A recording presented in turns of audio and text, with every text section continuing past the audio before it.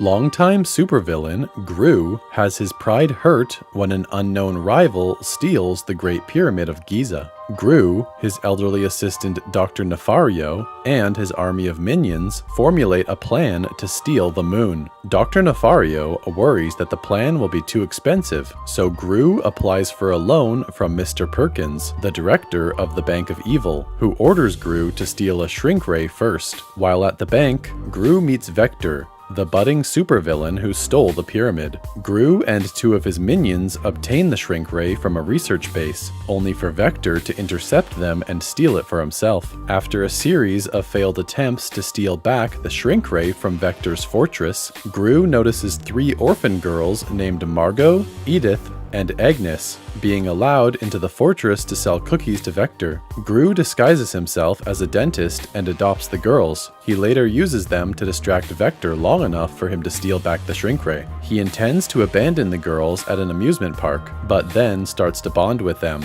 Gru later shows Mr. Perkins the shrink ray via video call, with some interruptions from the girls. However, Perkins refuses the loan and claims Gru is not of any use to him. A heartbroken Gru tells the minions that the bank ceased funding the project. The girls give him their piggy bank, and the minions pool all of their resources to raise the funds needed for the project. Meanwhile, Perkins berates Vector, who was revealed to be his son, for letting Gru steal back the shrink ray, but Vector assures his father that he can stop Gru. Dr. Nefario calculates the day when the moon is closest to Earth, but it is the same day as the girls' ballet recital. Believing the girls are too much of a distraction to Gru, Nefario calls the orphanage's owner, Miss Hattie, to take the girls back. Gru successfully shrinks and steals the moon. Hoping to make it to the recital on time, Gru rushes back to Earth, but finds that the recital has already ended, and that Vector has kidnapped the girls.